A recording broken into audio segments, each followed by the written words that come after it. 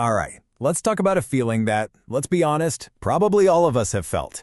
This idea that you're somehow falling behind in life. But here's the thing. What if it's never actually too late to press play on your own story? Let's get into it. You know that feeling, right? You're scrolling through your phone or maybe just chatting with friends, and suddenly it hits you. It feels like everyone else is absolutely sprinting ahead, and you're just stuck at the starting line, trying to figure out how to tie your shoes. If that sounds familiar, then this is definitely for you. Ooh, this one really hits home, doesn't it? It's these super specific, real-life moments that can just knock the wind out of you. All of a sudden, the path you're on feels completely wrong, or like you're impossibly delayed. Okay, so let's really unpack this "I'm late" feeling. What exactly is it? Where in the world does it come from? And why does it have such a powerful hold on so many of us?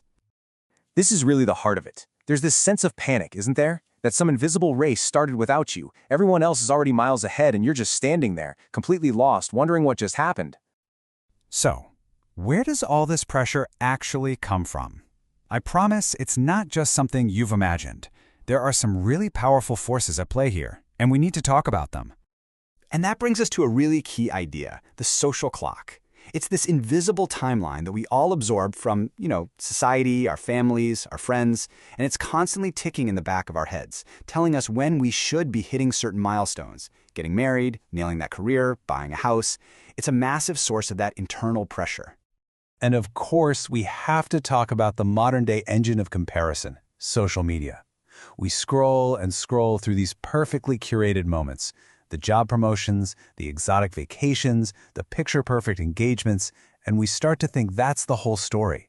We're literally comparing our messy, behind-the-scenes reality to someone else's public highlight reel. I love this quote because it just perfectly captures the whole illusion. It's such a great reminder that what we're seeing online is almost never the full reality. It's a version of it that's been carefully picked and polished. That perfect life, yeah, it might just have a really, really good filter on it. Now, this constant comparing doesn't just make us feel late, it can make us feel totally stuck. Think about the difference between flowing water and stagnant water. One is alive, it's fresh, it's moving forward. The other is just sitting there, feeling kind of empty and still. And that's exactly what it feels like to be stagnant. It's when you feel like you're not moving, not changing, your daily routine feels like it's on a loop, your thoughts are going in circles, and your life just feels like it's been put on pause. It's not always a bad thing, it's just still.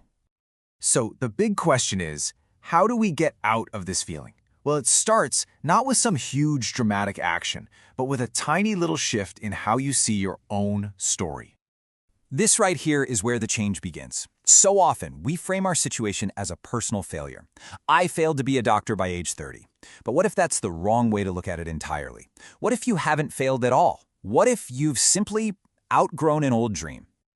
Misalignment just means that the person you are today doesn't quite fit the goals that a younger version of yourself set. It's not failure, it's actually growth. I mean, think about it. You wouldn't blame your foot for outgrowing an old shoe, right? It's the exact same idea with your life. And this leads to another huge idea, avoiding what's called chapter compare syndrome. We're so often comparing our messy, uncertain, maybe confusing chapter 2 to someone else's polished, perfect-looking chapter 10. You just can't do that. Every good story needs time to develop, and yours is no different. This question can change everything. It takes your focus from a place of what you don't have to a place of learning and growth. It helps you honor where you are right now, even if it's a really, really tough part of the story. And this is so important to remember.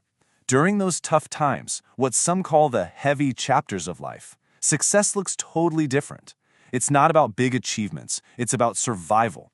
In these chapters, just keeping your head above water is a win. Just getting through the day is a victory. Hey, even just taking a shower can feel like a massive accomplishment. In these moments, survival is success. So please, give yourself some grace. Okay, so you started to reframe your mindset. You're being kinder to yourself. Now what? Let's get practical and look at a playbook for how to actually press that play button again. The secret here isn't some massive, life-altering change that's going to freak you out. The key is what we call micro-actions.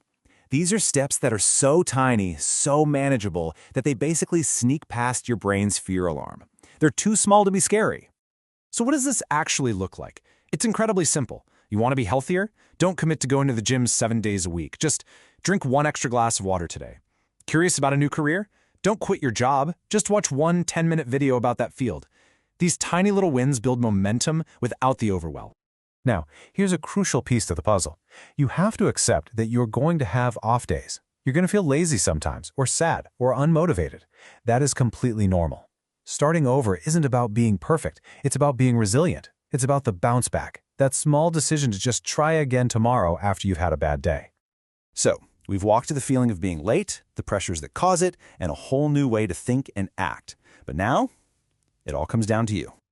This simple phrase says it all, really. After everything we've talked about, the next move is yours. It means you are in the driver's seat. Not your family, not your friends, not social media, and definitely not that invisible social clock. You.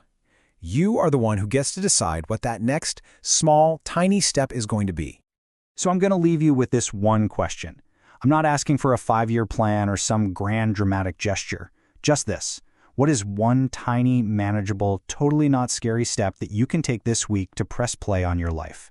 What's it going to be?